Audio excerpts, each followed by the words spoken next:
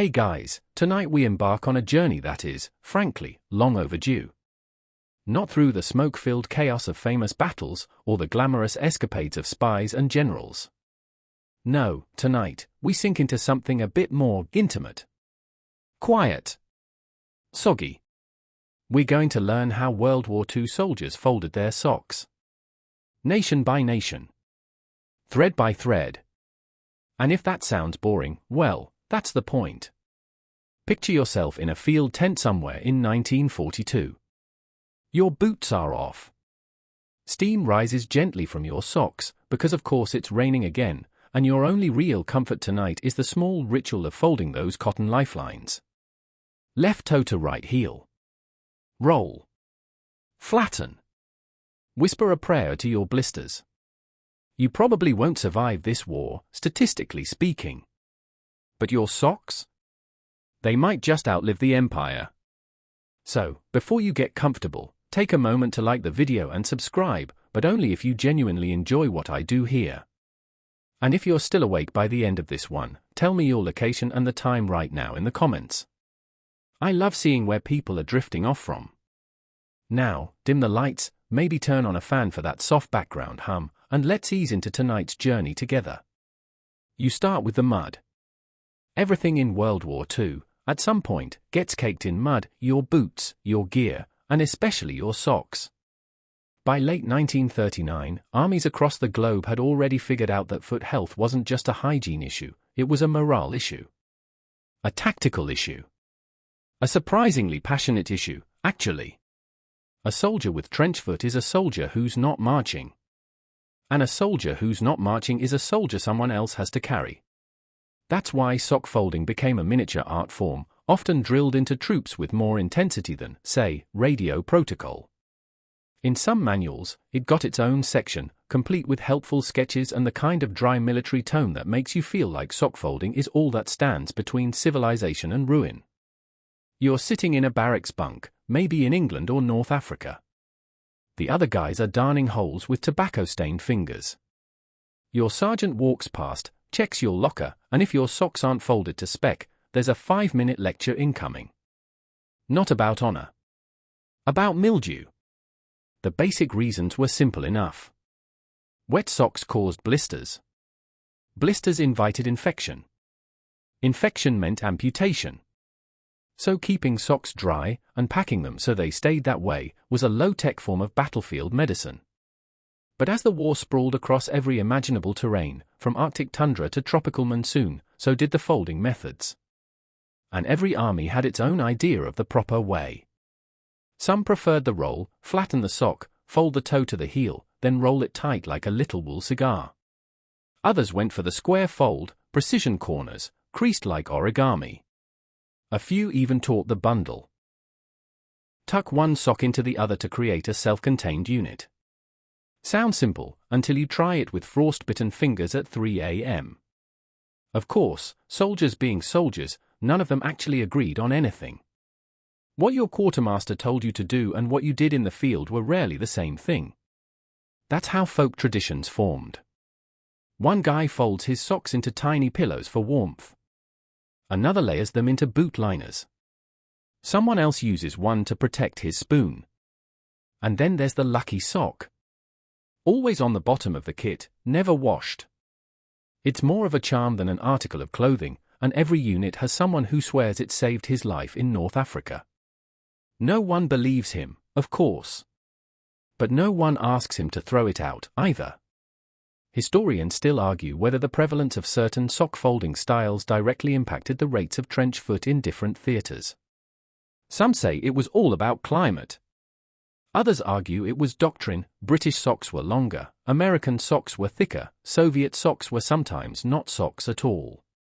Just strips of cloth and grit. Back in the mud, your buddy across the tent is trying to dry his pair near the little stove. He accidentally burns a hole in one.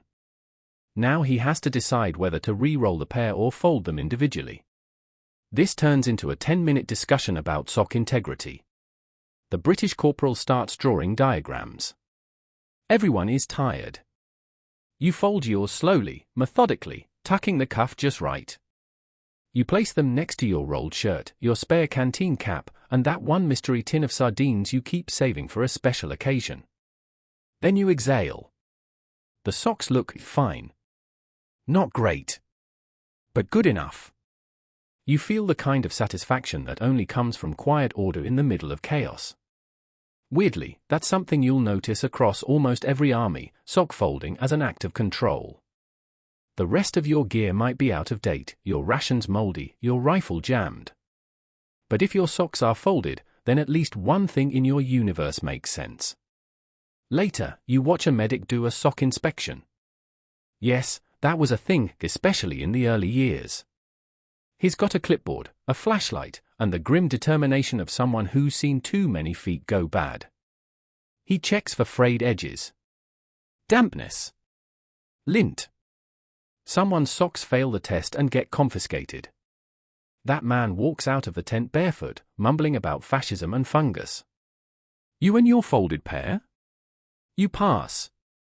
Barely. And here's something odd, there were actual field manuals with diagrams for sock drying racks made from bayonets and tent poles. One German soldier in a captured diary describes how his unit built an entire sock wall from discarded crates, which they rotated like a primitive laundromat. Did it work? He doesn't say. But it made him feel civilized. Meanwhile, in the Pacific Theater, U.S. Marines used helmet liners and bamboo sticks to dry their socks off the jungle floor. Sock theft was a real problem, too. Wet socks left unattended had a way of disappearing, which is why folding them tightly and packing them deep became both a protective measure and a secret handshake among infantrymen. Even in POW camps, socks remained sacred. Stories survive of prisoners trading cigarettes for clean, folded pairs. One American pilot interned in Stalag Luft 3 wrote about how he folded his socks every Sunday as a mental reset, even when they were stiff with cold and crusted with dust. You lie down now. The day's over. Outside, boots clunk and mess tins rattle. Inside, your spare socks sit under your pack, folded just right. They're not just clothing. They're a lifeline. A comfort. A reminder that feet were meant to keep moving, and folded socks are a promise to yourself that tomorrow, you will. And maybe that's the real magic.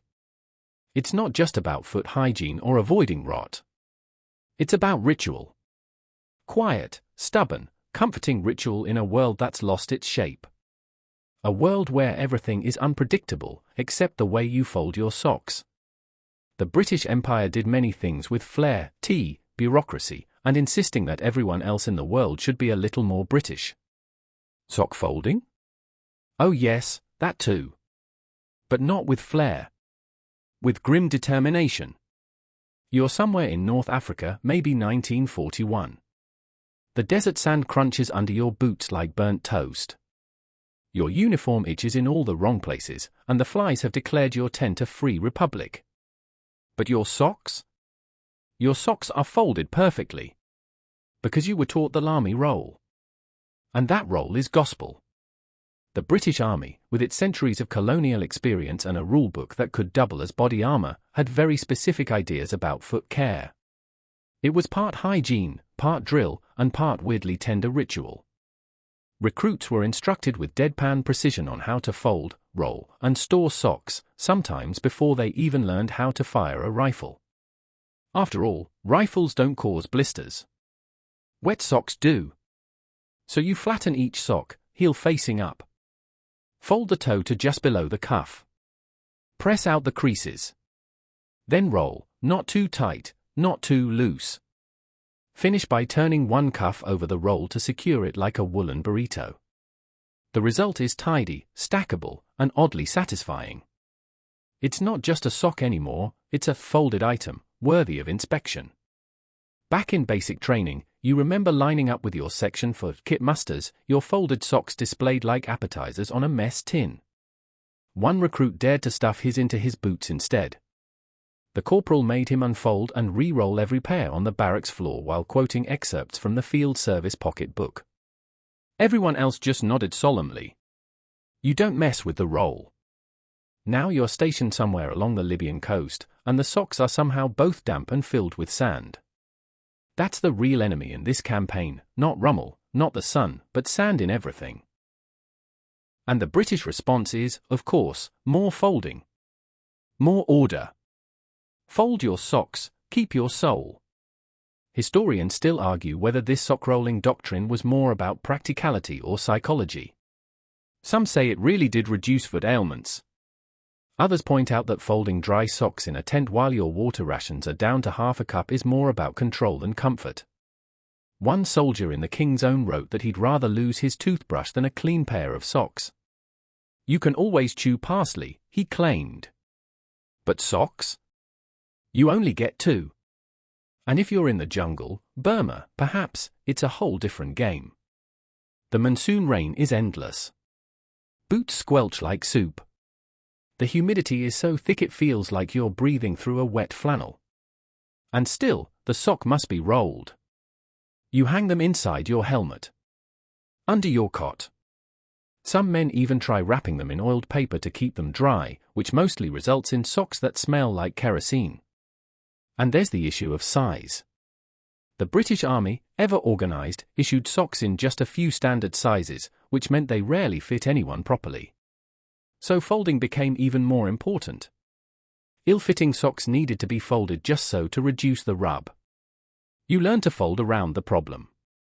A lesser-known fact, during the war, British prisoners of war in Southeast Asia reportedly created sock folding contests to pass the time. Judged on neatness and symmetry. No one remembers who won. Everyone remembers the guy who folded his pair into a perfect cube. You think about that now as you prepare for a patrol.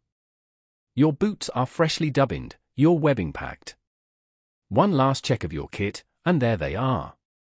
Your spare socks, tucked into a mess tin lid, rolled like fat cigars. You feel ready. Your sergeant, a man who once stitched a hole in his sock using a bent safety pin and brute force, walks past. He doesn't say anything. Just eyes your roll, gives a small grunt of approval, and keeps walking. It's the military equivalent of a gold star. Then there's the hospital tent. You remember ending up there once, thanks to a nail that found its way into your heel. The medical officer asked about your socks before even looking at the wound. He lifted your spare pair from your kit, unrolled them, sniffed them. Declared them acceptable. Only then did he stitch your foot. That same tent housed a small mountain of discarded socks, holes, tears, mildew. Some soldiers tried to trade chocolate or cigarettes for new ones. Others patched theirs with whatever thread they could scrounge, folding the stiff fabric more out of habit than hope. In a diary kept by a British artillery officer, there's a note, the day I lost my left sock roll to a goat. It ate it. That's when I knew we were losing the campaign. Historians aren't sure if this is metaphor or fact. The goat, sadly, is unrecorded. But perhaps the most peculiar fact? The British Army briefly experimented with issuing pre-folded socks. Packed in pairs, rolled by factory workers to regulation spec. It was meant to streamline supply lines. The program was discontinued after soldiers complained that factory folds didn't meet personal standards. You see? Even in war, no one folds your socks quite like you do. And there was rank etiquette, too. Officers, particularly those who came up through the old class system, often had batmen, personal assistants of sorts, who managed their uniforms, cleaned their boots, and yes, folded their socks. It became an informal mark of seniority. You no longer folded your own socks, but you could still tell when someone else folded them wrong. You smile, lying back now in your cot. Outside, someone is humming the first line of It's a Long Way to Tipperary. You pull your blanket over your shoulders, the desert wind cutting through the seams. But your feet are dry. Your socks are folded. And for tonight, at least, the empire holds. You're in the mess tent at Camp Shelby, Mississippi, in the late summer of 1943. The sun has that heavy, syrupy heat that sticks to your uniform and melts any intention you had of looking sharp. But it doesn't melt your discipline, especially not when it comes to your socks. You're an American GI, and that means you fold your socks with pride, and maybe a touch too much precision. The United States Army believed in many things: liberty, firepower, and personal hygiene. And hygiene started from the ground up. A soldier who couldn't take care of his feet, the training sergeants like to say, would soon be a liability, not a liberator. That's where the Ranger roll came in. You flatten the sock. You fold the toe back to the heel, then again until it's a tight band. You roll it toward the open end, stopping an inch short. Finally, you flip the cuff inside out, sealing the whole package like a self-contained sock pod. Efficient. Durable. Tactile. A kind of origami for war. This wasn't just practical, it was cultural. The American military emphasized self-sufficiency. The logic went, if you can roll your socks right, you can follow orders. And if you can follow orders, maybe you can land on a beach in Normandy without dying immediately. One officer in the 101st Airborne reportedly inspected his men's sock rolls before parachute drills, claiming it revealed more about character than rifle posture. If you cut corners on your own feet, he once barked, how can I trust you to watch mine? Historians still debate whether this level of micromanagement contributed to troop cohesion, or just made everyone silently hate the quartermaster corps. But the socks were always inspected. Always folded. And always rolled tight enough to double as a stress ball. The GIs were issued multiple pairs, thick, woolen, mid-calf. They were better made than most civilian socks, and that mattered. Not just because of long marches, but because soldiers in Europe often went weeks without a full uniform change. A good sock roll became a small luxury. A warm hug in your pack. You remember being issued your first few pairs at Fort Benning. The supply clerk had a cigarette stuck to his lip, even when talking. Don't lose M, he muttered. You'll miss M more than your rifle. He wasn't wrong. In the field, socks were like currency. You could barter them for chocolate, razor blades, even a hot meal. But only if they were clean and well rolled. A limp, unfolded sock? Worthless. A tight, dry roll that still smelled vaguely of detergent? That was gold. There's even a fringe story, a sort of military urban legend, that some GIs in Italy used their sock rolls to hide contraband, a few coins, a photo of a girl back home, a tiny flask. Not because it was especially secure, but because who on earth would voluntarily unroll someone else's sock? Your buddy in the next bunk folds his into small rectangles instead. He claims it's a Navy thing. You don't argue. He's from Wisconsin and swears by dipping his socks in vinegar once a week. You think that's probably illegal, but his feet never smell, so maybe he's onto something. You're in France now. The hedgerows are thick with mud, and your boots haven't dried since Normandy. The only thing that remains dry, somehow, is your one carefully sealed sock roll buried in the bottom of your duffel. You haven't opened it in 2 weeks. It's your emergency morale pack. Tonight, you're tempted. Your feet are raw. Your toes feel like peeled carrots. You dig out the roll and just hold it. It's soft. Dry. It smells faintly of home, like cedar chips and laundry soap. You almost don't want to ruin it by using it. But then the sergeant calls lights out. You slip the socks on slowly, reverently. They're warm. You fold the wet ones up just the same, wrapping them tight even though they're soaked and useless. It's the act that matters. The roll. The ritual. Even in the Pacific Theater, where the climate ate through socks like termites through floorboards, the Ranger roll endured. Marines stationed in Guadalcanal wrapped their socks in oilskin, stuffed them in tin cans, or just wore them to sleep hoping body heat would dry them overnight. But the folding? That still happened. You weren't going to let jungle rot win that easily. One soldier, writing home from the Philippines, described how he folded his socks while waiting for an air raid to pass. Not much else to do, he wrote. Can't shave. Can't smoke. Might as well make the socks tidy for when we come out the other side. That letter was found later, the socks still perfectly rolled in his locker. And there were rules, unspoken, but widely obeyed. Never fold another man's socks without permission. Don't unroll a sock if you can't roll it better than before. Always keep one rolled pair as your Sunday best, even if you forget what Sunday is. Open debate still lingers over the origin of the Ranger roll. Some say it dates back to the mountain troops of the interwar period. Others claim it was popularized by paratroopers who needed tight kit packs. Whatever its true history, the roll became more than habit. It was identity. You lie back now, the weight of your pack beside you, the boots untied. Your socks, newly rolled, rest beside your helmet.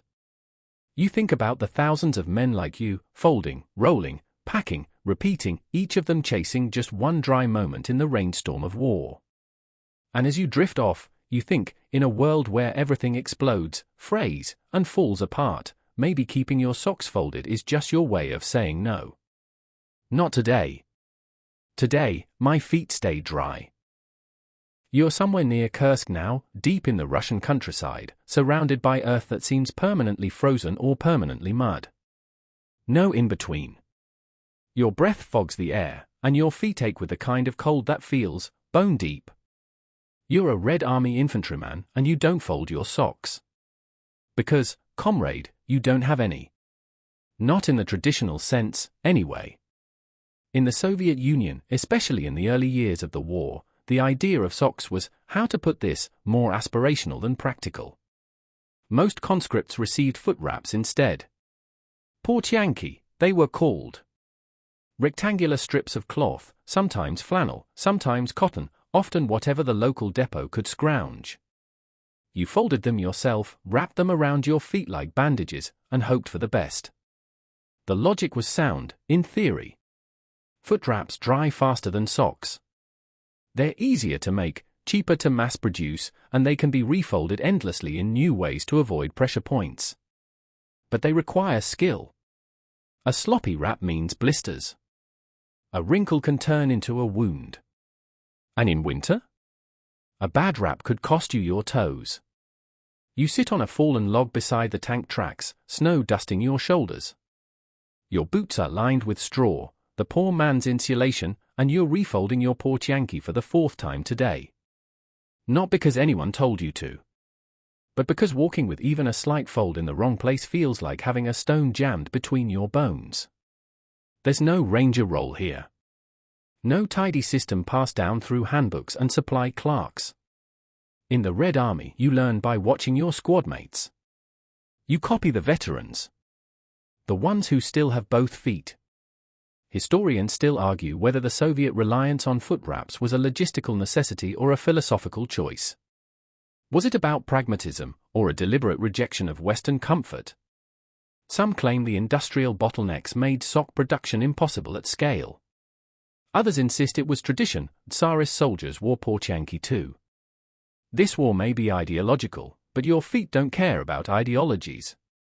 They just want to stop hurting.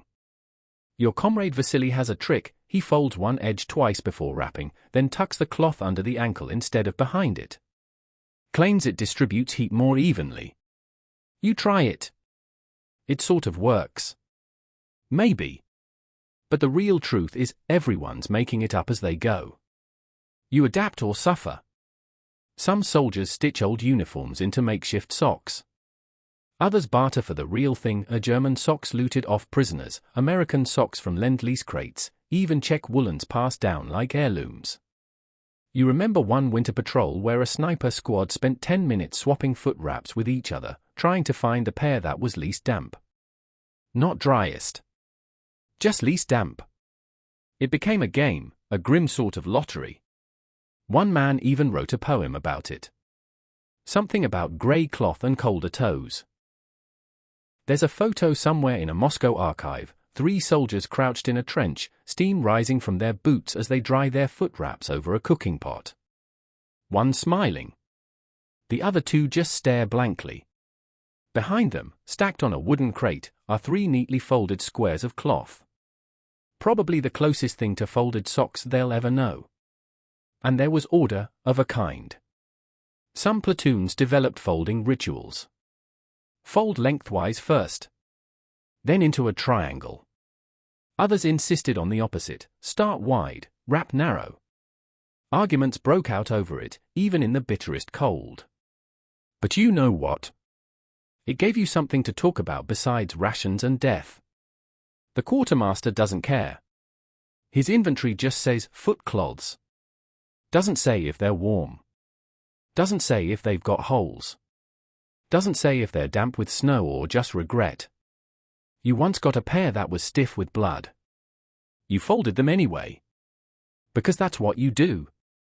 And yet, even here, in a system that churns men faster than it can feed them, there's a kind of pride. You watch a sniper fold his porch Yankee so perfectly that they hold their shape in mid-air. Another soldier, a former tailor from Minsk, sews two together into a sock-like tube. Not regulation. Not official. But warm. There's even a whispered joke passed among the ranks: a German folds his socks, a Brit rolls them, but a Soviet becomes his socks. It gets a laugh. Mostly. The kind that ends in a cough and a long silence. One night, while holed up in a ruined farmhouse near Smolensk, you lay your porch Yankee on the stove lid to dry. They smoke. You turn them.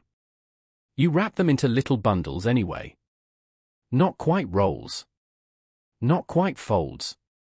But yours. You lie back, your head against a bundle of straw. Someone's humming. Someone else is chewing dried potato. The night is cold, but your feet are dry for once. And in this war, that feels like winning. Maybe one day you'll own real socks. Maybe not. But for now, you wrap, you fold, and you march. You wake up before dawn, somewhere along the Siegfried line, surrounded by pine trees and tension. You hear boots crunching frost outside the bunker and the familiar rattle of mess tins. You stretch, blink once in the dark, and reach instinctively for your socks. Not to wear them, mind you, just to check that they're still folded. Because you're in the Wehrmacht now. And in the Wehrmacht, there is a correct way to fold everything. German military culture prized Ordnung, order, structure, the kind of tidy discipline that could turn socks into silent symbols of superiority. The average infantryman might have 2 or 3 pairs at most, and each pair was expected to be folded to exact standards, even in the field. No sock was ever just stuffed in a rucksack. No sock was left inside a boot. That would be inefficient. So here you are, folding yours by feel in near darkness. The regulation method? Flatten the sock. Fold the toe to the cuff. Then in half again. Then fold it into a square no thicker than a matchbox. If you're feeling precise, and you always are, you align the ribbing with the seam so that each pair stacks perfectly. The sock square should resemble a miniature folded flag. It's not an official requirement, but everyone knows it. This folding method made inspections quick and almost beautiful. Commanders could glance at your locker or kit roll and judge your competence at a glance. Folded socks equals a sharp soldier. Crumpled socks? Clearly the kind of man who forgets to oil his rifle. One Feldwebel you met near Aachen actually measured his men's sock folds with a pocket ruler. He said you could tell a man's mental state by how tight his sock corners were. Slack sock, slack soldier, he'd mutter. No one ever challenged him. He had very tight sock corners. Historians still argue whether this obsession with neatness came from Prussian military tradition or was a byproduct of early 20th century Germanic engineering culture. Either way, the sock was not exempt from the cult of order. Even under fire, there are accounts of soldiers folding their socks during rest periods, not out of comfort, but out of deeply ingrained habit. Your uniform is damp from yesterday's patrol. The bunker smells like gun oil, stale bread, and burnt coffee. But your socks? They are still dry. Folded in a pocket of your pack that even you refer to as the museum. You keep them there, tightly pressed between your diary and a half bar of ersatz chocolate. You haven't worn them in days. You're saving them for something important. You're not sure what. Back at boot camp in Bavaria, you learned to fold socks before you learned to march. Your instructor spent 20 minutes on the topic. This fold, he said, holding up a sock square, tells me if you are serious about your role in this army. Half the men thought he was joking. He was not. The socks themselves? Coarse wool. Olive green or grey. Not especially soft, but durable. Early in the war, they were tightly knit and high quality. By 1944, supply shortages meant thinner fabric, looser stitching, and more holes. Still, the folding rituals endured. If anything, they became more intense as the socks got worse. As if folding could somehow compensate for what the war was slowly unraveling.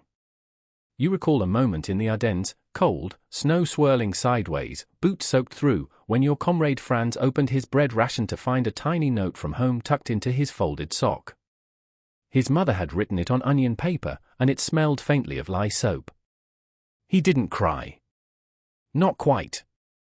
But he refolded the sock so delicately afterward that it looked like it had never been opened. There's something else too. Rumor had it that Waffen-SS units had a different folding protocol. Slightly tighter roll. Slightly smaller bundle.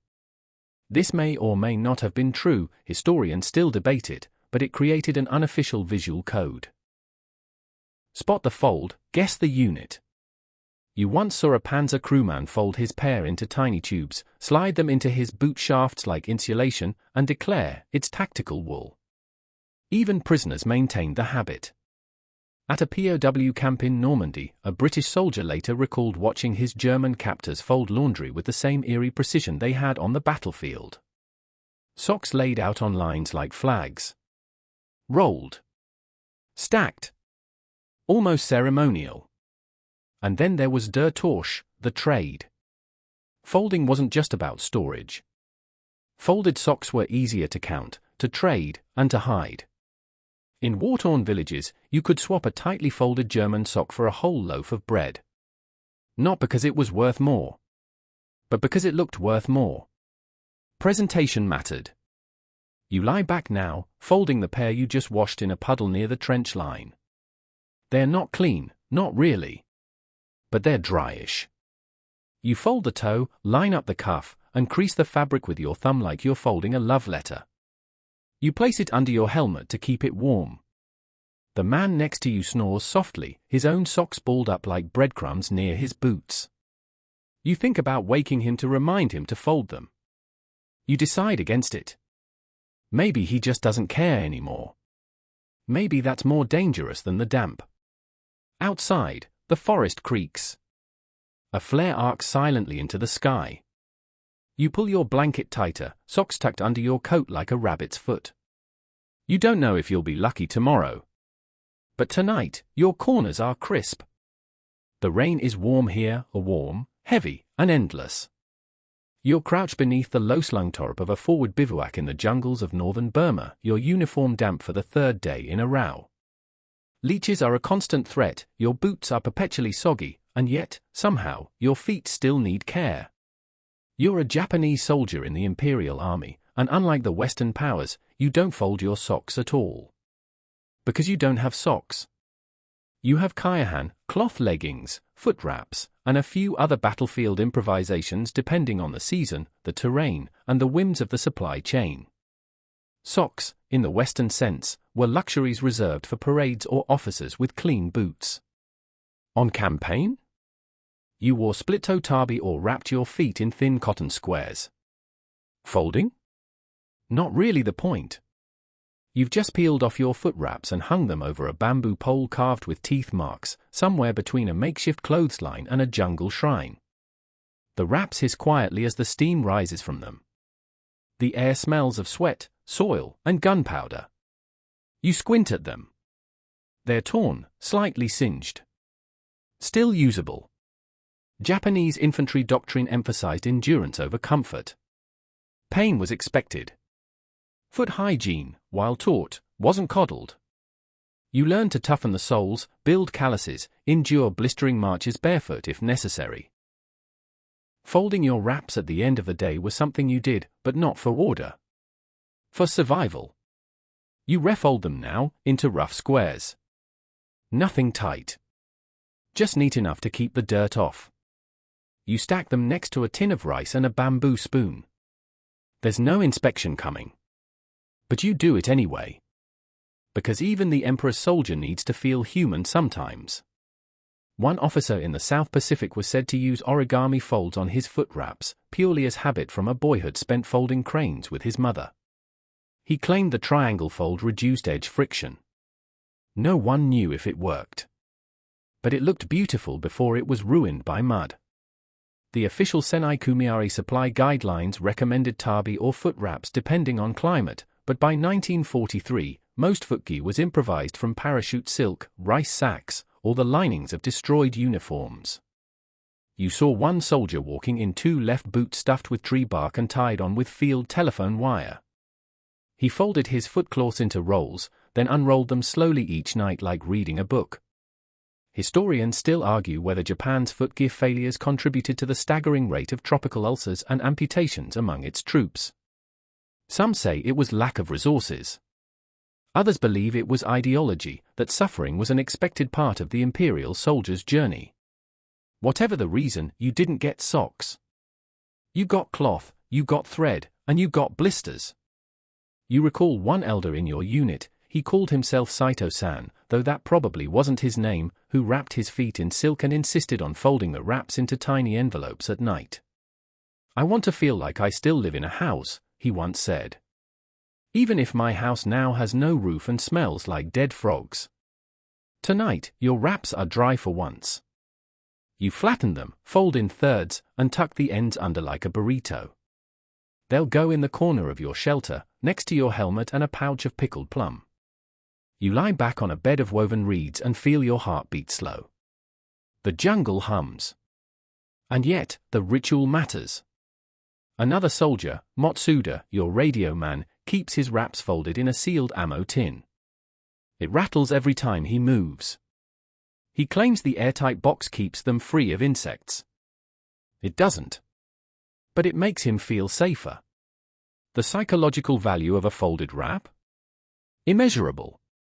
On the home front, school children in Tokyo were taught to make foot wraps out of old bedsheets to send to the front. Each one bore a folded paper tag with a child's name and age. Some were neatly done. Others barely usable. But every soldier who received one refolded it and kept the tag, even if he never wore the cloth. You remember getting one of those. A square of cotton, folded like a letter, stained with ink. You never wore it. You folded it tighter and slipped it in your breast pocket. It stayed there until the monsoon flooded the camp and washed everything away. Now, as the frogs croak and the jungle yawns around you, you finish your folding. The wraps aren't clean. But they're dry. That's enough. You press them flat with your palm. No hard corners. Just soft fabric and a little hope. You hear a cough from the next shelter. Someone's been sick for days. Another man mumbles about a marching order. But you? You breathe in the warm, loamy air and close your eyes. Your wraps are folded. Your boots, if you can call them that, are off. For a moment, the jungle is quiet. You forget the mud. The leeches. The smell. You remember only the feel of cotton, folded twice, warm from your hands. The sun has barely risen over the French countryside. You're posted near a battered village with a name you can't pronounce, and everything around you smells faintly of cow dung and crushed stone. You pull your coat tighter and sit on the edge of a broken fountain. The morning's task? Folding your socks. Again. You're in the French army. Or at least, what's left of it. It's 1940. Maybe 1943. Depends on the year and which way the wind of occupation is blowing. The French military is splintered, some men are in exile, others have joined the resistance, and many are just trying to keep their boots dry and their dignity intact. The official sock protocol? Vaguely remembered. Mostly improvised. But make no mistake, the French fold their socks with style. Your pair isn't even a pair. One's from your pre-war issue, thick wool-dyed regulation horizon blue. The other is civilian, a dark-striped cotton number from a care package smuggled in through Spain. They don't match, but they both smell faintly of lavender and cigarettes, and that's good enough. French soldiers, both regulars and free French volunteers, often folded socks into squares or gentle rolls, nothing too crisp, nothing too militaristic. The folding was practical, but also, somehow, casual. Like a shrug. Or a caira. Neat enough to be useful. Loose enough to feel human. You fold yours now by feel. Toe to heel. One fold in thirds, then a soft roll. You press it gently, then lay it flat beside your worn boot. No sergeant will inspect it. No quartermaster will care. But you will. Because you're French, and even in wartime, a little elegance is a quiet kind of rebellion. Historians still argue whether French field logistics ever truly recovered after the initial German blitzkrieg. One diary from a French lieutenant mentions receiving mismatched socks in the wrong size and color, but in a box labeled with national pride. Another entry reads simply, "We've lost the war, but at least my heels are warm." You fought in the Alps. Then in the desert. Then in someone's wine cellar near Tours. In every place, your socks changed, but your folding never did. Always the same loose wrap.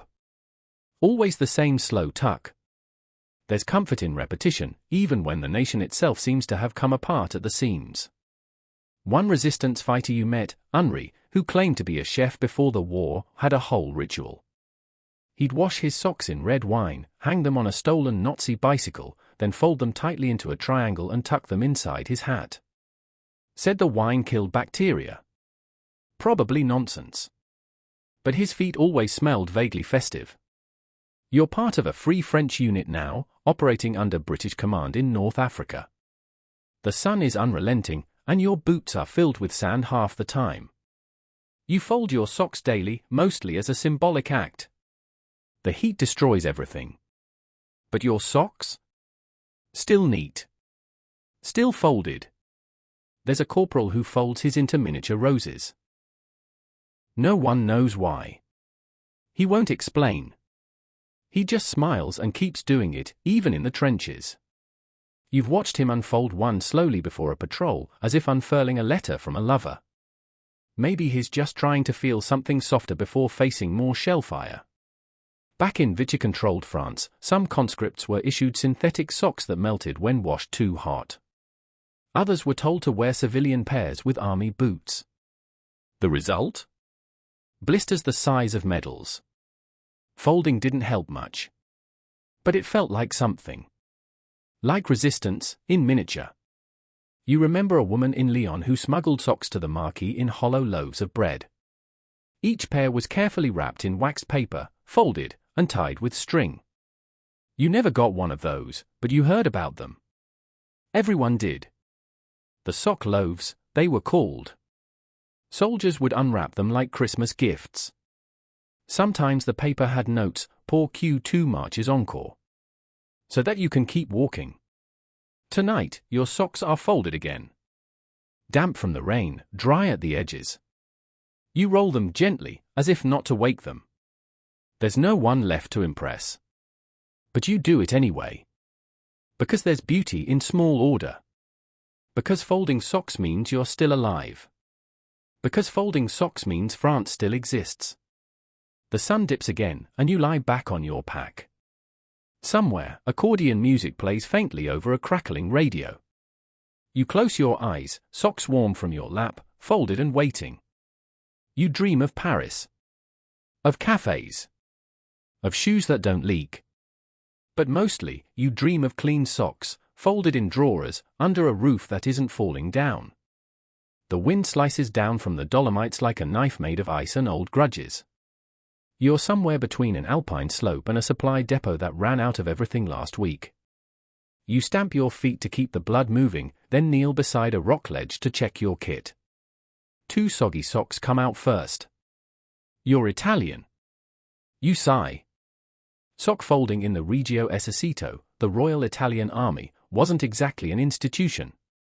It was more of a suggestion. Like proper helmet wear, or obeying orders on Thursdays.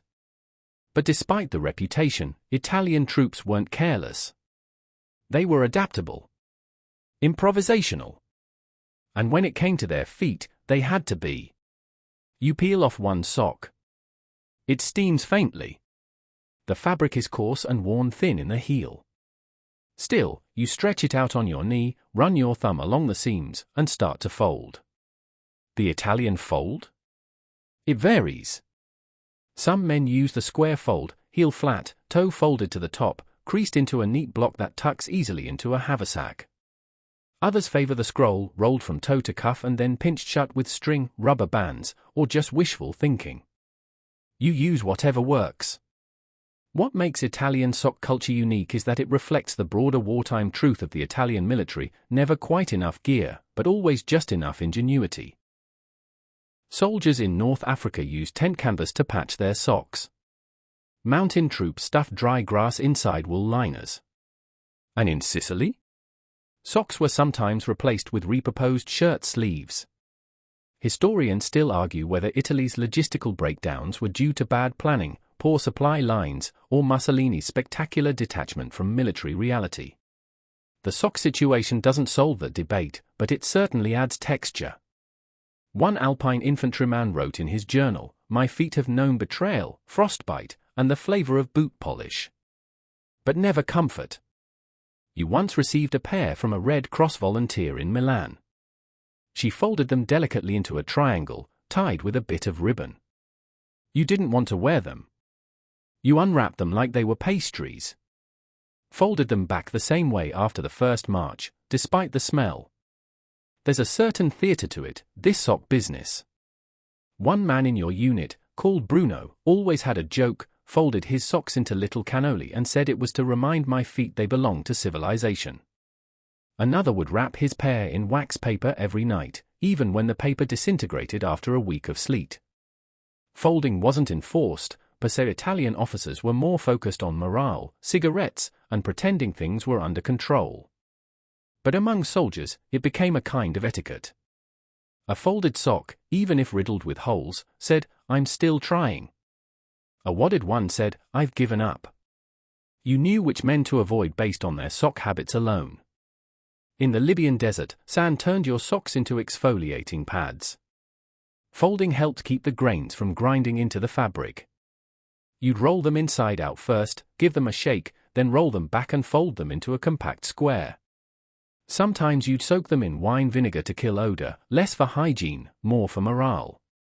Your commanding officer even encouraged it, "At least your boots will smell like something expensive." You've seen socks hung over tank barrels. You've seen them used as bandages, pot holders, even camouflage for binocular lenses. One squad rigged a sock and string pulley to dry their pairs between two half-tracks. Another used a pair as earmuffs in Austria. Folded, of course, for style. Tonight, you fold them again. Your bivouac beneath a ruined church tower. A wine bottle rolls gently in the wind. Your squad's asleep, curled up like stray cats around a cold stove. You smooth the first sock on your lap, fold it into thirds, then again into a cube. You do the same with the second, though it's a bit damp and smells faintly of garlic and motor oil. You place them side by side, tuck them under your helmet for weight, and close your eyes. It's not about discipline. Or inspection. Or even dry toes. It's about dignity. In an army where the radios don't work, the boots are worn thin, and half your superiors have run off to Switzerland, a neatly folded sock is your only act of rebellion. Or maybe grace. And as the wind howls across the stones, you smile into your collar. Your socks are folded. Your feet are dry, for now. And somewhere down in the valley, the village bells still chime. The train jolts to a halt somewhere in the Scottish Highlands, and the cold air rushes in through the boxcar slats. You're a Polish soldier, one of thousands in exile, wearing a borrowed overcoat, a British-issue helmet, and socks that have already seen 3 countries and 2 escape routes. You stretch your legs, pat your chest for your tobacco tin, and check your pack. The socks are still there. Still folded. Different colors, different sizes, different origins, like the army itself. After Poland fell in 1939, her soldiers scattered. Some joined the French forces. Others fled to Britain. many wound up in Soviet labor camps before being released to fight under Allied command. The result? A polyglot army with British rations, French boots, Russian trauma, and a whole tangle of sock-folding customs. You grew up folding socks into tight rectangles, your mother showed you. A village trick. Fold from the toe, she said, then from the heart. You've kept the habit. Even now, years later, you still fold them just so, toe to cuff, lengthwise in thirds, then folded once more into a plump little parcel. It fits neatly between your spare shirt and mess tin. But around you, other men do it differently. Janusz, who trained with the Free French, rolls his socks like croissants. Marek, fresh from Siberia, wraps his like a bandage roll, twice around the wrist and into a loop. No one argues about the right way. You've all lost too much to fight over folds. Still, there's pride in the practice. Polish units in Britain were famously neat. Inspections were strict. Morale was fragile. Folding socks gave the soldiers something small to master. One corporal taught his section to fold theirs into tight squares, stack them too high, and wedge them into the crown of their helmets to keep shape. A clean sock is a clear mind, he'd say. And we will need both. Historians still debate whether this strict attention to uniform detail helped the exiled Polish army maintain cohesion. Some claim it was pure survival instinct, order in the absence of home. Others say it was a kind of quiet defiance. If they couldn't protect Poland, they could at least protect their toes. You're stationed now in Italy, fighting under British command. Your socks are a mix, one pair woolen, khaki, stamped with HM government. Another pair is French-made, looted from a warehouse in Marseille. One sock, a single, has IF stitched into the inside cuff. You found it at Tobruk. Still fold it like it's part of a pair. The British officers don't question it. They've learned to let Polish troops do things their way, including folding. In fact, you've overheard one grumbling about how the Poles' laundry looks better than the officers' kit. You take it as a compliment. One night, in a camp outside Monte Cassino, you shared a bottle of plum brandy with a British corporal. You asked him how he folded his socks. He looked at you like you were joking. But when you showed him your method, tight, flat, folded with 2 fingers, he actually tried it. It's not bad, he said. But mine smell better. You both laughed. Sometimes you swap folding tricks with the Canadians. Their socks are thicker, more forgiving, easier to roll. You envy that. But you still stick to your method. It's Polish. It's yours. And in a borrowed army, that means something. You lie down now on a narrow cot in a canvas tent, listening to the rain tap gently on the roof. Your socks, your real pair, the ones you've kept dry all week, are folded beneath your jacket. The others hang near the stove, steaming softly, each folded slightly differently. A visual history of exile. And there's something beautiful in that. Not everyone will understand. To them, they're just socks. But to you, they're evidence that your country exists. That your mother once showed you how to fold them. That even though your passport is gone, your rituals remain. Outside, a voice sings softly in Polish, an old marching song turned lullaby. You close your eyes, hands resting on your chest, feet warm. You think of Krakow. Of cobblestones. Of thick socks drying by the fire. But mostly, you think of how tomorrow, no matter where you march, you'll still fold them the same way. The snow falls quietly in British Columbia, piling gently on the edges of canvas tents and the brim of your steel helmet. You're a Canadian soldier, boots off, sitting on a log with steam rising from your socks. The fire crackles low and damp. You squint at your laundry line, 2 pairs of wool socks, 1 pair British issue, the other American. Both folded differently. Both, somehow, correct. Because you, dear Canadian, are the compromise. The Canadian Army in World War II blended British tradition with American practicality. Your uniforms came in both imperial and metric sizing. Your rifles were often British, but your can meat was pure North American mystery. And your sock folding? A diplomatic blend of the army roll and the ranger roll, neither fussy nor sloppy, a kind of gently assertive neatness that matched the national personality. You fold your socks now the way your sergeant taught you during training in Alberta, heel down, toe folded back to the top, roll up from the bottom, then tuck one cuff gently over the roll to seal it. Clean, compact, and polite. You learn to do it fast. Sock inspections were rare, but when they happened, they were sudden and pointed. Not about discipline, exactly. More about self-respect. If you don't love your socks, the corporal once said, you'll never love your rifle. He was a little odd, but he wasn't wrong. Historians still argue whether Canadian soldiers adapted better to diverse climates because of their blended training. Some point to how well they transitioned from Italian mud to Dutch frost. Others chalk it up to sheer stubbornness. But ask any veteran, and they'll tell you a well-folded sock is your first defense against despair. You once folded yours while ankle-deep in water, perched on an overturned ammo crate during a thunderstorm in Sicily. You were drenched, your boots full of grit, your stomach empty. But your socks? Dry and folded. You kept them wrapped in a paper bag, stuffed inside a tobacco tin. It wasn't regulation. It was survival. Your fellow Canadians each had their quirks. One folded his socks into triangles and stacked them inside his helmet like sandwich wedges. Another always tied his together with dental floss. Keeps them honest, he'd say. No one knew what that meant. But it worked. Then there was Dougie, from Nova Scotia. He ironed his socks with a hot canteen. Not for inspections, just because he said warm socks folded better. Once, during a lull in Normandy, he spent 20 minutes smoothing a pair against a warm brick, then folding them so precisely they could have passed for napkins. He died later that week. You still think of those socks. Tonight, you've got 3 pairs drying near the stove, all folded slightly differently.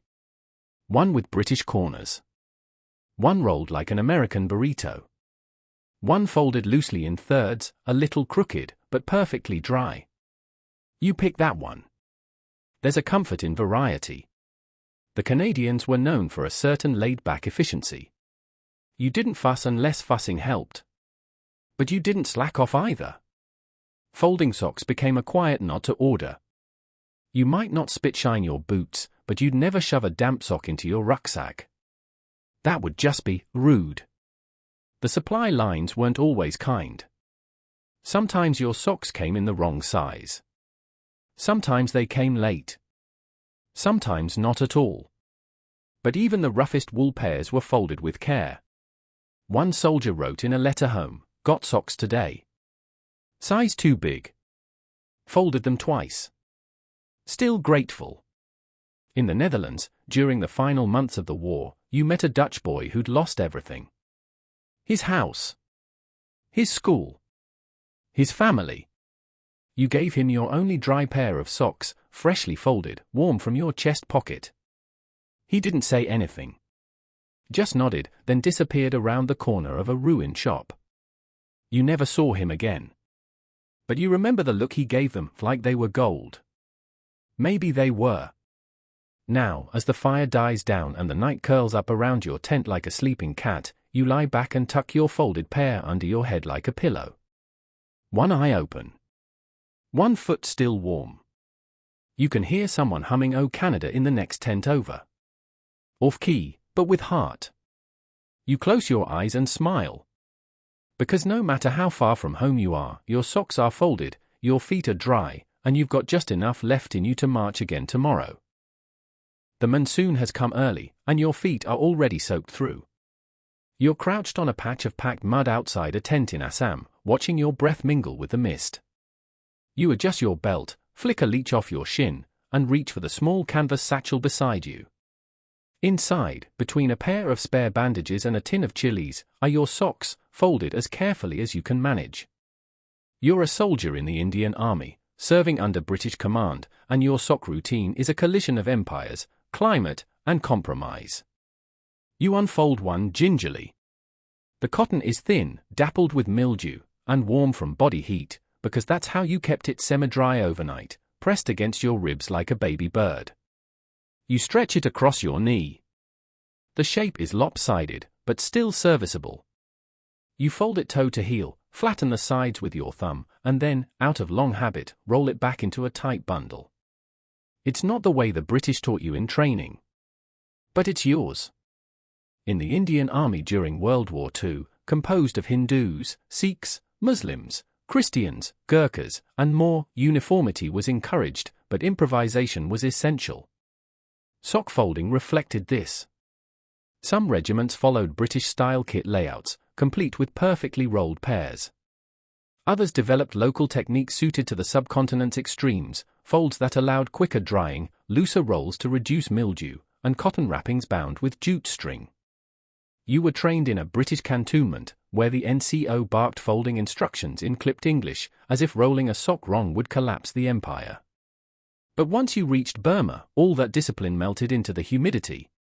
What mattered wasn't the fold. It was keeping the pair dry and together, no small feat when rivers could rise 10 feet in a night and your boots squelched with every step. You tuck your newly rolled pair inside an empty ration tin, pop the lid, and smile. The roll is tight. The tin dry. A small victory. Historians still argue whether Indian soldiers were under-equipped compared to their Western counterparts. Some say the supply line simply couldn't handle the scale of a force over 2.5 million strong. Others argue it was institutional neglect. But every soldier you know has his tricks. Your comrade Singh folds his socks into tight bricks and stores them in his turban during rainstorms. Not orthodox, but effective. You once served alongside Gurkhas who didn't fold socks at all, barefoot in sandals on patrol. They carried their pairs tucked inside rolled shirts or inside hollow bamboo canes. After combat, they'd unroll everything, smooth the fabric over hot stones, and fold the socks as if they were currency. Some wrapped them in banana leaves to preserve the dryness. It smelled like socks marinated in chutney, but it worked. There's a quiet dignity to it all. No one brags about their fold. No one mocks another's method. It's personal. Even sacred. One Lance Noiku bunked within Imphal folded his socks every evening while chanting a short Sanskrit prayer. Not out of superstition, he said. Just habit. If I fold calmly, he explained, I remember I am still a man. That memory returns to you now as the clouds shift and the jungle breathes. You sit on your haunches, folding your backup pair. The fabric tears slightly at the heel, again, but you mend it with a borrowed needle and still take time to fold it as precisely as possible. Then you place both socks into your helmet, concave side up, and cover them with a spare shirt. No moisture tonight. Not if you can help it. One of your fellow sepoys, Rahim, has a folding ritual that takes 5 full minutes. He folds heel to toe, then creases both sides inward, then rolls tightly while chanting the name of his favorite actress. It's bizarrely soothing to watch. His socks never smell. Somehow. And there's camaraderie in the ritual. After long marches, you sit together in your tents, your firewood hissing with dampness, everyone folding socks in silence. One man jokes that whoever folds the worst has to stir the curry pot. Another claims to have invented the 4-fold lock, which supposedly prevents wrinkles and jungle rot. No one believes him. But they ask for a demonstration anyway. You remember the day you received a new pair of thick wool, British surplus, slightly too large.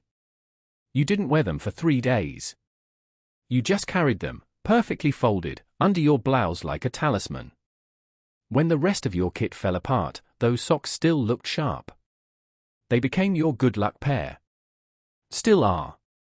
Now, as the frogs croak and the monsoon drums softly on your top, you lie back and rest your feet on your pack. Your dry socks, folded and sealed, wait beside your head like a bedtime promise.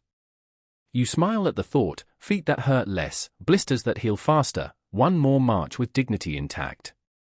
In this war, everything's uncertain, supplies, weather, even loyalty. But folded socks? That's something you can still control. And in a world of chaos and mud, that counts for more than most realize.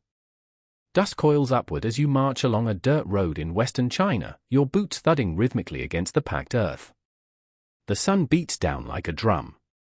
You're part of the Chinese army, though which one, exactly, depends on the month, the province, and your commanding officer's politics.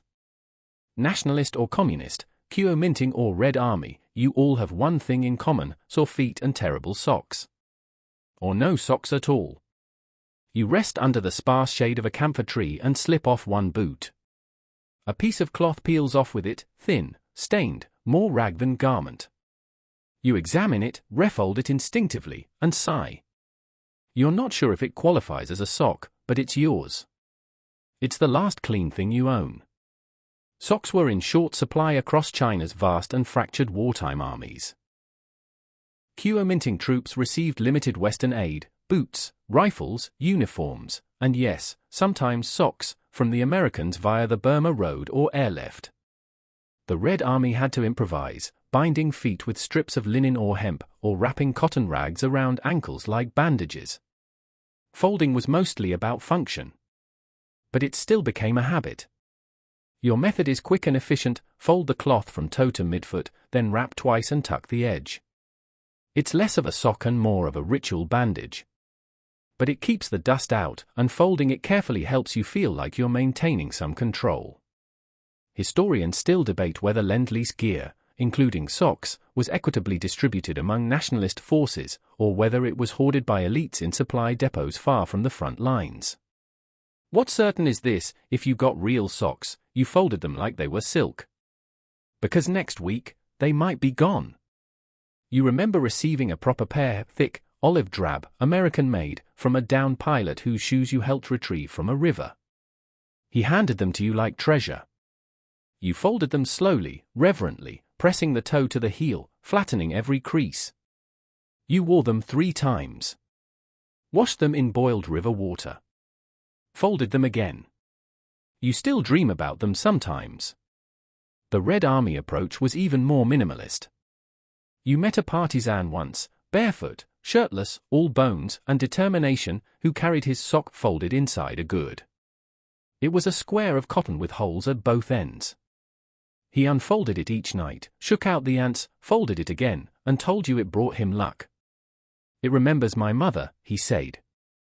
That was all. In mountain regions, soldiers used goat wool cut into foot pads.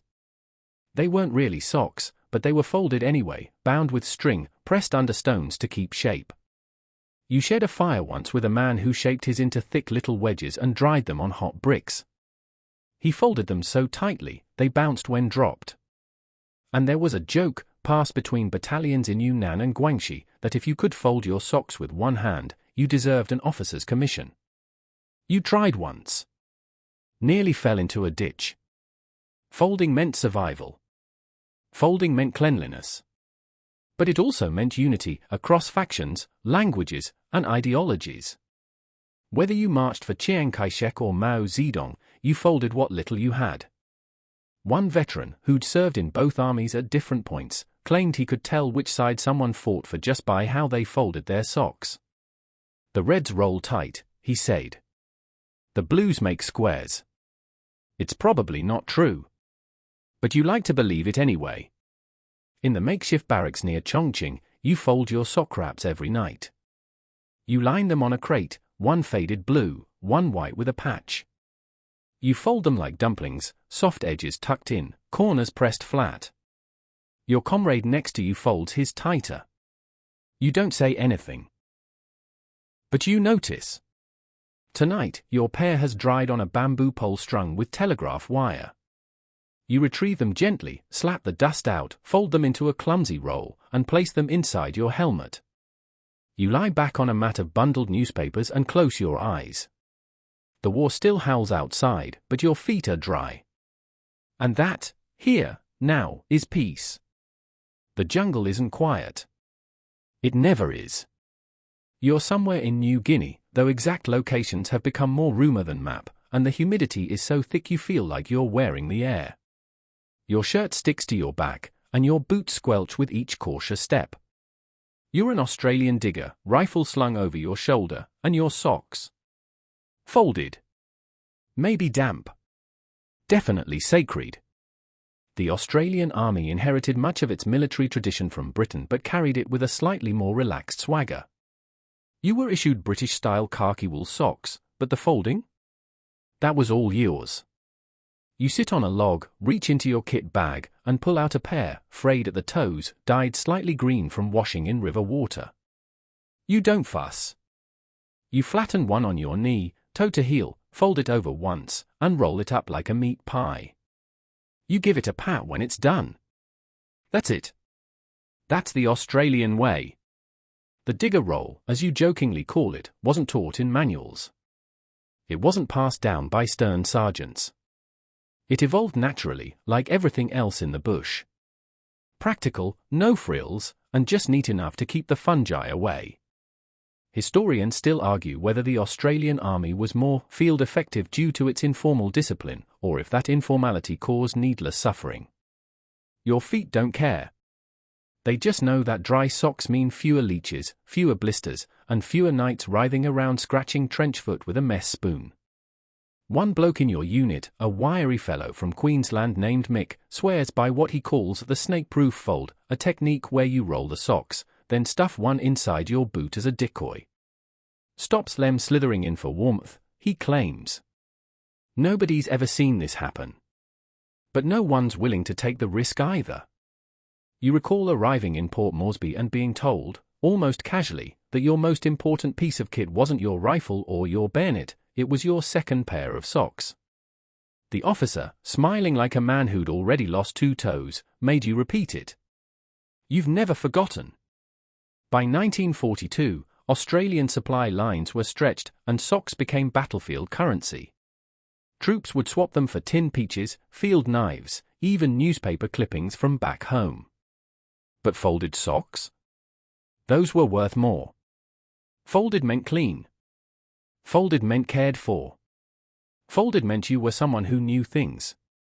There's a story that gets passed around about a corporal in Kokoda who folded his socks each night, even during firefights. He'd press them into perfect squares and lay them under his helmet like a pillow. Keeps the snakes out of your dreams, he'd say. He didn't make it to the end of the campaign. But his socks? They stayed folded to the end. At base camps, folding was almost meditative. You'd watch men gathered under lean-tos, hunched over their laundry lines, folding socks in silence. Not a competition.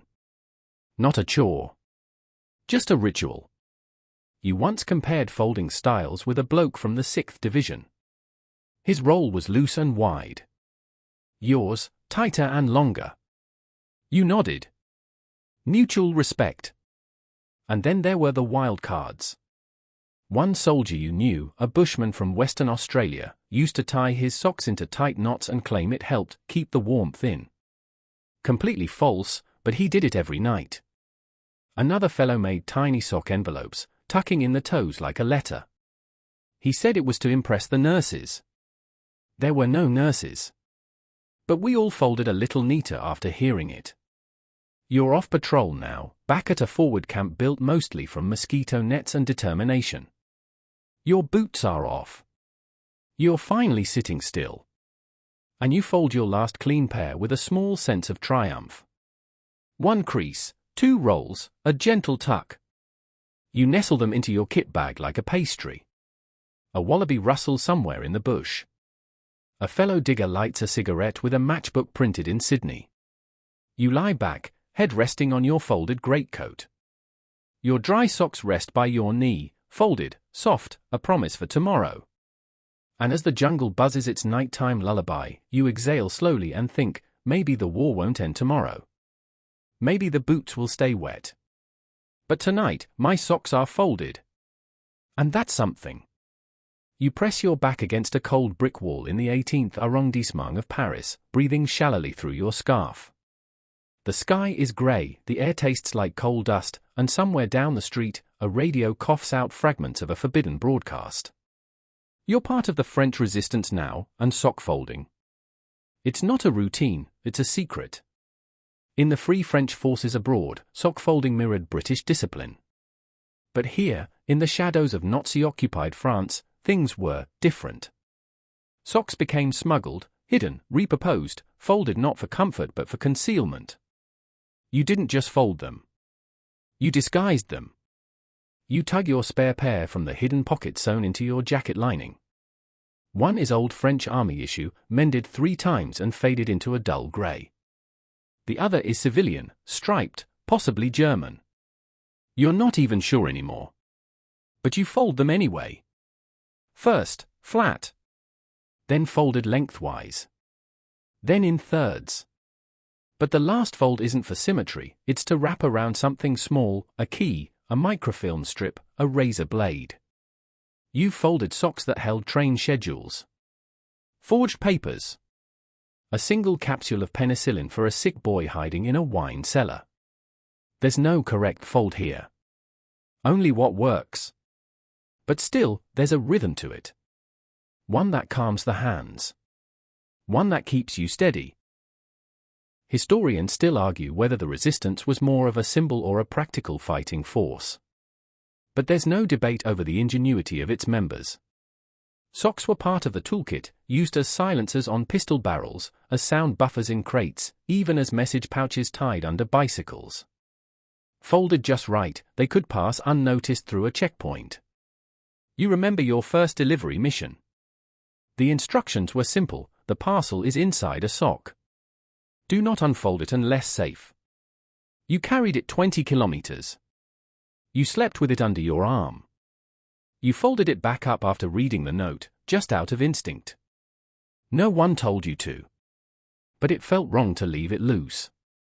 Later, when you joined the Marquis in the mountains, the folds changed again. Everyone had their own style.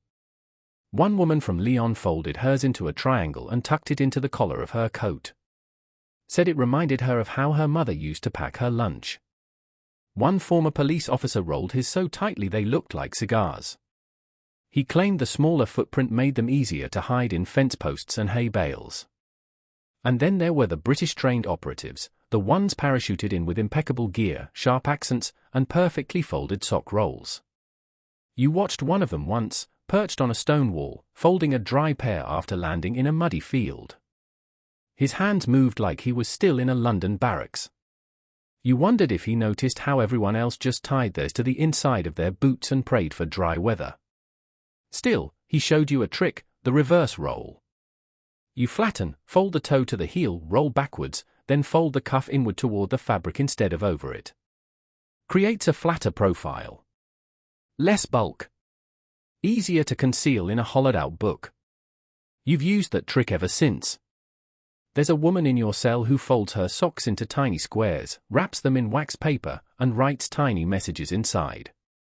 She calls them petits paquets. She once passed 10 folded sock notes across 3 departments without a single one being caught. You watched her fold them once, her fingers steady, deliberate, like she was folding origami. Tonight, you're hiding in a barn near the Loire. The hay pricks your back. The wind rattles the rafters. You unwrap your last clean pair, worn thin but still intact. You fold one slowly, then the other, making sure the knife you've hidden between them stays snug. You slide the bundle into your boot, heel first. You lie back and look at the beams above you. The stars are barely visible through the cracks. You close your eyes and think of Marseille. Of church bells.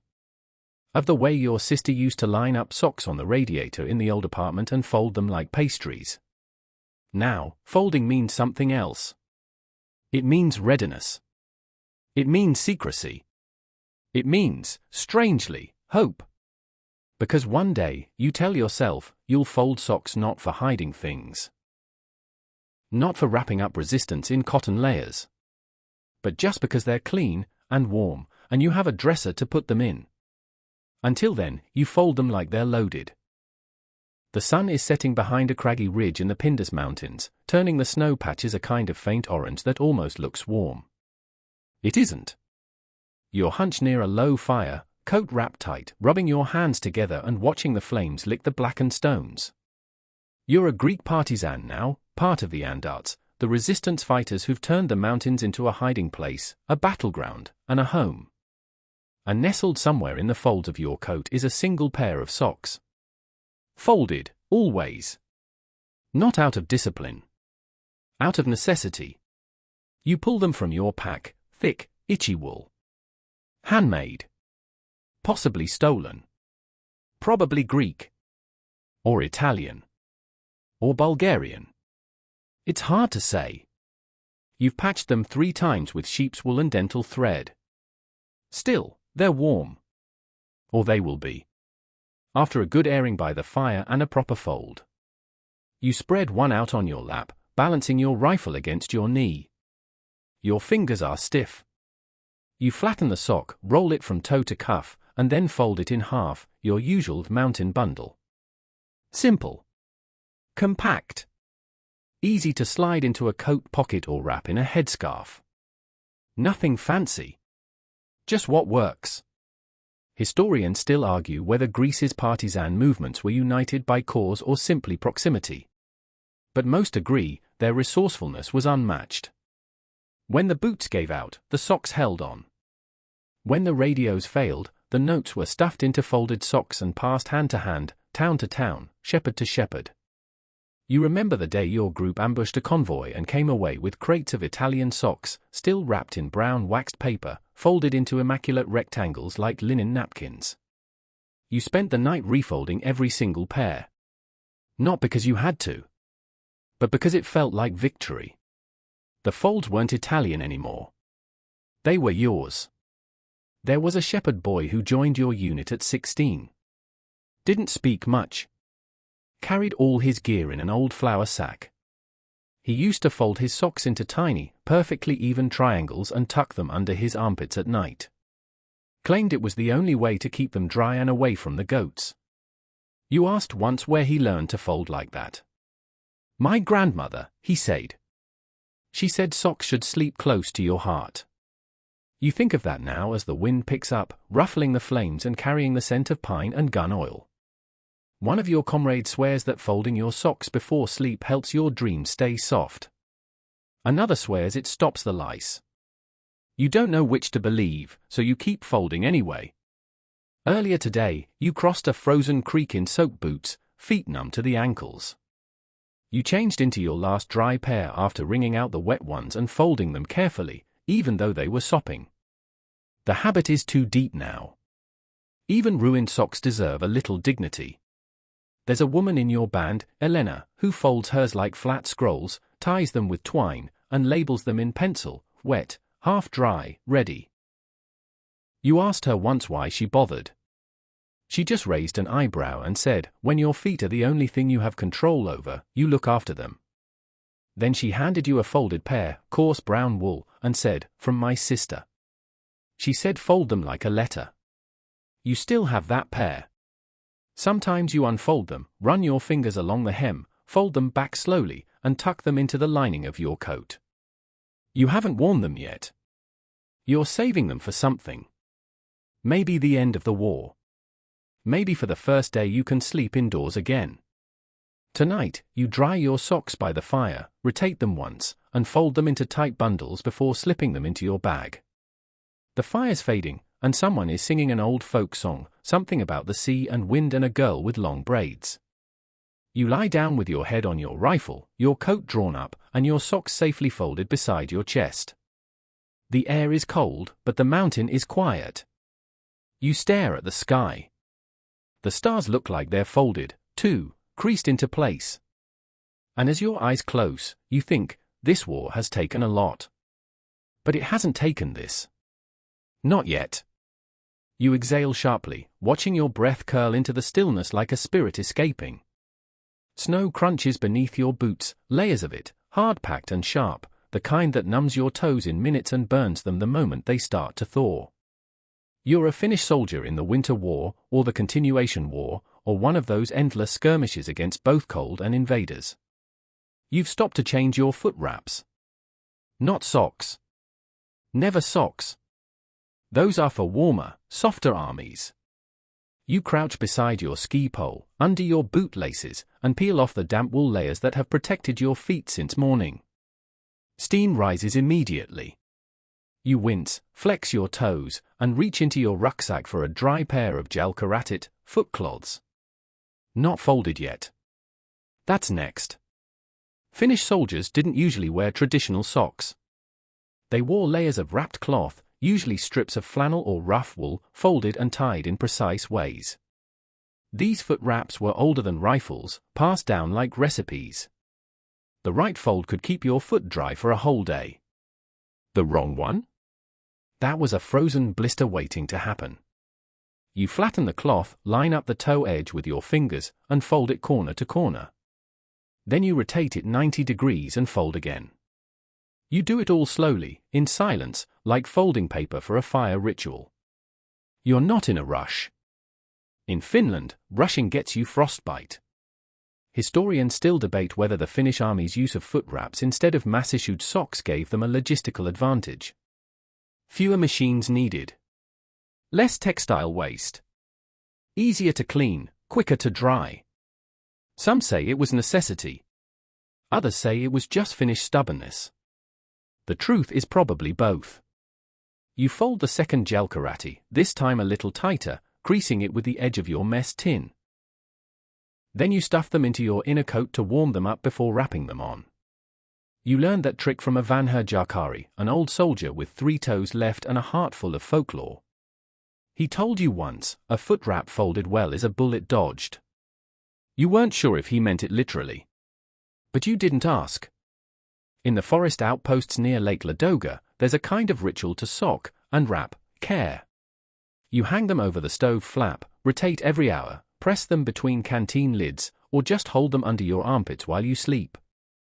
You once knew a man who lined the inside of his coat with 3 pairs, folded and pressed into square padding like insulation. Called it his mobile sauna. Your squadmate, Tuomas, folds his diagonally, then rolls them like scrolls. Claims it creates better arch support. You tried it once and ended up with an angry blister the size of Lapland. Never again. There was even an experimental unit, engineers, mostly, who stitched foot wraps into full sock shapes, then folded those before packing them in waxed paper. But they fell apart after 2 days in the snow. Too fancy. Too fragile. You went back to the old ways. Tonight, you'll bivouac beside a frozen creek. Birch trees creak above you like old bones. You peel off your boots, dry your feet by the fire, and take out your dry pair folded like poetry. You unfold one slowly, savoring the warmth held inside the cloth. Then you smooth it out again and refold it. One last time before sleep. Someone near you mutters an old Karelian lullaby. You smile. In the Finnish army, silence is golden. But folded foot wraps? Platinum. Your breath has calmed. The fire is aglow now. You lie back on your pine bough bed, boots stacked neatly, foot wraps under your jacket in case the tent leaks snow. You close your eyes, cheeks tingling from the cold. And as you drift off, you think, I have my rifle, my skis, and 2 folded wraps as soft as memory. In a world frozen stiff, that's more warmth than most get. The mud in the Apennines is not like the mud back home. It's colder. Stickier. It smells faintly of olives, diesel, and confusion. You're a Brazilian soldier, a member of the Forca Expeditionaria Brasileira, stationed far from Rio, far from Sao Paulo, far from anything familiar. And your socks? Well, they're folded. Of course they are. You sit on a rusted ammunition box outside a commandeered farmhouse, boots off, one damp sock peeled halfway down your ankle. Your squad mates mill around the courtyard, smoking, sipping weak coffee from dented tin cups, whispering about letters from home. You focus on your socks. Brazil sent over 25,000 troops to fight in Italy alongside the Allies, most of them young, most from warm climates. And Italy in winter? A brutal awakening. Frost-bitten toes, ill-fitting boots, and a desperate need to learn how to care for your feet. Fast. So, you fold. The style you learned back in training was borrowed from the Americans: flatten, toe to heel, roll up, flip the cuff to seal it. But no one really enforced it. Once you landed in Naples and marched north into the mountains, sock folding became something more personal. A comfort. A memory. A little pocket of Brazil tucked inside your rucksack. You flatten one sock on your thigh, gently pull the sides in, and roll it slowly, like rolling a cigar. You pat the top once and set it aside. Historians still debate how well prepared Brazil's troops were for European winter combat. Some argue the soldiers adapted quickly, learning from their American and British counterparts. Others cite letters and diaries filled with complaints about gear, especially footwear. One soldier famously wrote home, "The war is between me and my boots. The Germans are just a nuisance." You once served alongside an American unit and noticed how seriously they took their sock folding. Tight rolls. Neat stacks. You tried it for a few weeks. It felt sterile. Too rigid. You went back to your old way, folded flat, then tucked gently under your rolled-up sweater. More relaxed. More Brazilian. One of your buddies, a boy from Minas Gerais, folds his socks into thick coils and stores them in a tobacco pouch. Claims the residual smell keeps the moths away. Another soldier, from Recife, folds his into sharp triangles, like empanadas, and wraps them in spare leaves from a notebook. Says his aunt taught him that back home. In a camp near Bologna, you met a farmer who gave you a pair of hand-knit wool socks in exchange for canned beans. They were enormous, practically scarves, but soft and warm. You wore them every night for a month. Folded them each morning. Even added a ribbon to keep them tight. You still keep them at the bottom of your duffel, even though they've unraveled into fluff. And folding was more than routine, it was community. After long marches, you'd sit in a half-circle with your unit, each man folding his socks with care. Jokes flew, songs hummed low, the crickets calling from the hedgerows. Someone always messed up the fold and blamed enemy sabotage. Laughter followed. That sound still echoes in your ears. You remember the day it snowed for the first time in your life. You were on guard duty near Pistoia. Your boots were soaked. Your toes stung. You changed into your dry pair, carefully folded, tucked in wax paper, stored in a biscuit tin. You put them on slowly, reverently. Your fingers were shaking. But your feet? Saved. Now, the sky has turned dusky lavender. The boots are dry by the stove, propped open like little tents. You refold your second pair. The fabric is thin, the color faded, but the fold is clean. You press it flat, place it beneath your mess kit, and lie back on a straw mattress that crunches under your weight. You can hear someone playing a harmonica nearby, something faintly samba, barely in tune. You let the melody carry you back. To beaches. To sunshine. To a life without socks that needed folding. But here, now, in the cold hills of a distant war, your socks are folded. And that means your feet will be warm tomorrow. That means you can march. That means you can keep going. The sun is unrelenting today, even for the African bush. You're crouched in the shade of a thorn tree somewhere in Abyssinia, your rifle propped against a termite mound and your feet finally, blessedly, out of your boots. You shake out a pair of wool socks, dust trickling like flour from the fibers, and fold them carefully on your knee. You're a South African soldier in the Union Defense Force, part of a sprawling unit that's seen deserts, jungles, and, worst of all, British-issued footgi. Your folding method has changed a dozen times since 1940.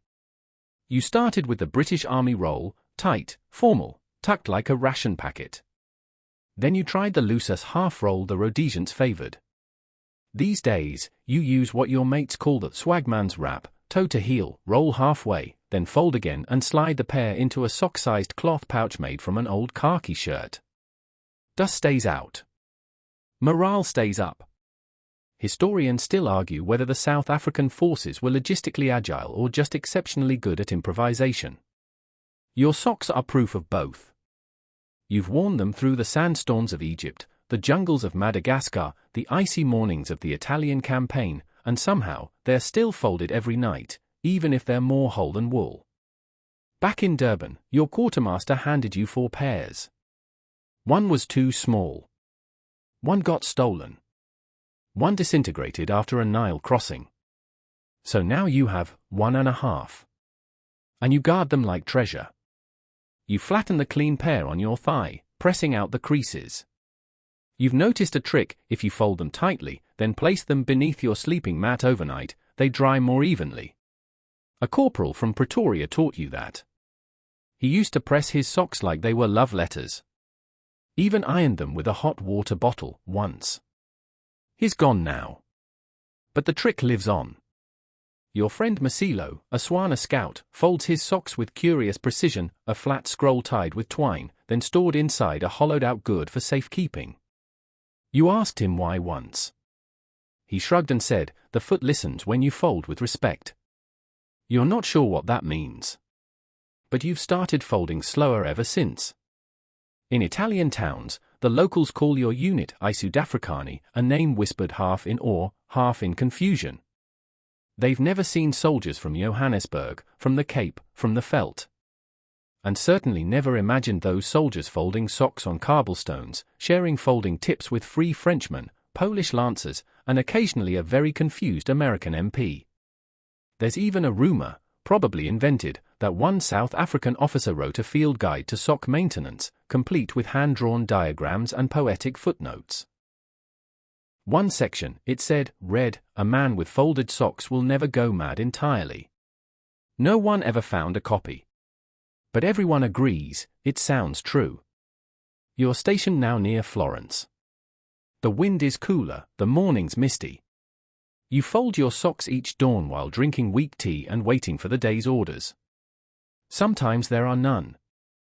Just silence, frost, and the sound of boots being tied over carefully folded wool. One of the medics, Sergeant Martins, has a ritual. He lays his socks flat on a stretch of canvas, smooths them twice, folds them into narrow strips, and places them inside his Bible. God's footnotes, he calls them. No one argues. And there's a rhythm to it. A quiet folding ceremony that binds your unit together. No one talks about it, not really. But you notice who folds their socks and who doesn't. Who tucks the corners and who rushes. It tells you things. Now the sun's fading. You hear jackals in the distance, the scratch of boots on gravel, the low hum of a wireless set sparking to life. You lie down slowly, your dry pair tucked beside your belt, perfectly folded and still warm from the sun. You close your eyes to the hum of insects, to the creak of tree branches, to the whispered laughter of your comrades. Your socks are ready. Your feet are dry. The ground is hard, but familiar. Tomorrow, the war continues. Tonight, you rest on a fold of fabric and memory. It's wash day at last, and the canvas flap of the laundry tent cracks in the breeze like a ship's sail. You step inside, ducking under a line of damp uniforms and steaming socks, pairs of every shape, smell, and nationality. You're not on the front lines today. You're on the home front. Behind the soldiers, behind the trucks, behind the strategy. This is where the socks get their second chance. You are someone's mother, sister, wife, or field laundress. Or maybe you're a captured soldier made to sort through other people's dirt. The roles here blur. What doesn't blur is the sock folding. You lift a pair from the drying rack. British issue. Still stiff from the soap. You stretch one across your lap and begin folding the way you were taught, heel down, toe tucked, roll once, then again, seal with a flip of the cuff. You place it on a wooden table beside 5 identical rolls. A small army of clean feet waiting to return to war. In depots across the world, sock folding became its own kind of labor, a quiet production line of care, with no medals, no parades. Women working long hours bent over steaming pots and wooden boards, folding thousands of pairs each week. Some wrote notes, tucked them into the folds. Some just hummed as they worked, the rhythm of rinse, wring, fold, stack becoming second nature. Historians still argue whether this work was undervalued. Whether laundry, especially the kind done behind the lines, should be counted among the great logistical feats of the war. But no one disputes its necessity. dry, folded socks didn't win battles. But they helped men stand up for the next one. Back in the tent, someone tells a joke about sorting enemy socks. You all laugh. But you remember the day a box of captured Wehrmacht socks came in, immaculately folded, each pair stamped with initials. You unfolded one. A photo fluttered out. A girl in a checkered dress. You folded it back up gently, a little tighter than before. On another day, you find a sock full of pebbles. A good luck charm from a desert post. You don't throw them away. You fold the sock carefully and place it at the top of the bundle. You hope the soldier gets it back. You hope he notices. There are guidelines posted on the wall: fold to regulation, match the color, inspect for tears. But most of the folding happens from memory. Everyone here has learned a technique that feels best in the hands. Some prefer the British triangle. Others the American roll. One woman from Johannesburg does a little hybrid: fold flat, then twist before the final tuck. She swears it keeps the shape longer. In Canada, in rural France, in Indian towns, women fold socks by the stove, by the well, on the porch. The methods vary, but the intent is the same: protect the soldier, comfort the marcher, preserve one tiny corner of normal life. Sometimes they stitch a name inside the cuff. Sometimes they just fold in silence, the radio crackling with news from far away. A soldier once returned from hospital and wrote to his sister, "When I opened my field pack and found the socks you'd folded, I almost cried. They still smelled like the soap we used at home." In POW camps, it was the same. Folding wasn't about function. It was defiance. Polish prisoners folded their socks with crisp edges even when they were full of holes. French officers in captivity made a game of it: tightest roll wins an extra sugar cube. Even American airmen washed their socks in slop buckets and folded them on their knees, trying to remember how it felt to do it in their own bedroom. Tonight, you finish the last batch. You line the folded pairs in a canvas bin, stacked neatly like books. You press down the top row, smoothing them with your palm. Your back aches. The soap has cracked your fingers.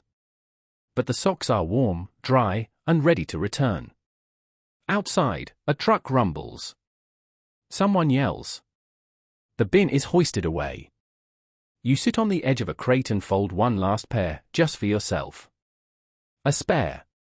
From no one and for no one. You fold it tightly and slip it in your pocket. A souvenir. You may never see the front. But your work walks there, quietly, on folded soles. You're marching again, somewhere in Belgium now. Or maybe it's Germany. It's hard to tell. The roads all look the same this time of year: wet, grey, lined with naked trees that moan in the wind like tired ghosts. Your rifle slaps your shoulder in rhythm with your boots, which are sorely in need of repair. But your feet? Still dry. Your socks? Still folded, tucked inside your pack with care. You've come a long way since your first kit check, since that first awkward attempt to fold a sock by regulation with trembling hands and a recruit's eagerness. Now, the routine is muscle memory. You fold them without looking. While talking. While eating. Once, even while marching, though that ended in a very memorable stumble. Now you understand something you didn't before: it was never really about the technique. Not the triangle. Not the ranger roll. Not the museum-quality square fold or the silk-lined wrap tied with ribbon. Not even about whose army did it best. It was about control. You pass a ruined farmhouse. Just the foundation and a few scorched beams remain. There's a child's shoe in the mud. A shutter swings loosely on rusted hinges. You keep walking. Your breath fogs the air. Your feet hurt. But you think of your socks. Folded and dry. There's a kind of quiet reverence to that image: folded socks in a world where nothing else stays in place. Where maps change overnight, where friends disappear mid-sentence, where orders shift like sand. But your socks, creased, dry, waiting, remain. Historians still argue over the great turning points of the war. The battles, the treaties, the generals. They never mention the footlocker rituals. The laundry lines. The fireside folds. But soldiers remember. They remember folding socks while shells fell in the distance. They remember folding socks when letters from home arrived, or didn't. They remember folding socks when they didn't know if they'd survive the night. You've met soldiers from every corner of the globe, men and women, old and young, ragged and pristine, and they all fold differently. Some with precision. Some with flair. Some barely at all. But in every fold, you see the same instinct: preserve something. Preserve warmth. Comfort. Sanity. A hint of home. Tonight, as you unlace your boots for what might be the last time this week, you do it slowly. The tent is quiet. The lamp flickers. You peel off your socks, wring them out, and hang them from a taut string tied to 2 rifle butts. Then you reach for your clean pair. You fold the wet ones, still damp, still full of road dust, and slide them into the side pocket of your pack. It doesn't matter that they're not wearable yet. You fold them anyway. Because a folded sock isn't just cloth. It's intention. It says, I will need these again. It says, there will be a tomorrow. It says, I haven't given up. You lie back on your blanket. Your rifle rests beside you. Your spare socks, folded, dry, warm, rest by your shoulder. A little piece of peace. You close your eyes. The wind presses against the tent. Someone snores softly. You feel the ache in your calves, the sting in your knees, and the steady comfort of clean feet. And as the world spins slowly into another morning of marching, you dream of drawers full of folded socks. Soft carpet. A warm floor. A quiet house. You dream of rest. And now you're still. The road, the mud, the fire-blackened boots, they're behind you. The kit is packed. The rifle stowed. And your socks, dry, folded, perfectly tucked, rest beside you like a soft exhale. There's no rush now. No orders. No footsteps behind. Just quiet. A gentle hush wrapping around you like wool. You've made it through the marches. The damp tents. The mountain ridges and jungle mud and field hospitals and long, dusty roads. And through all of it, that small gesture, folding a sock, kept your world from unraveling. So let the rhythm of it stay with you now. The smoothness of cloth under your fingers. The crease at the heel. The way a single, folded square can feel like home. Inhale, slow. Exhale, slower still. Let your muscles soften. Let your breath become a whisper. You don't need to march anymore. Not tonight. You don't need to fold or tuck or brace. Tonight, your socks are already waiting. And maybe the floor beneath your bed is warm again. And maybe tomorrow there'll be soft slippers, or bare feet, or a lazy morning with sunlight on the rug and not a single bootlace in sight. But for now, just rest. Let the world go quiet around you. You've folded what needed folding.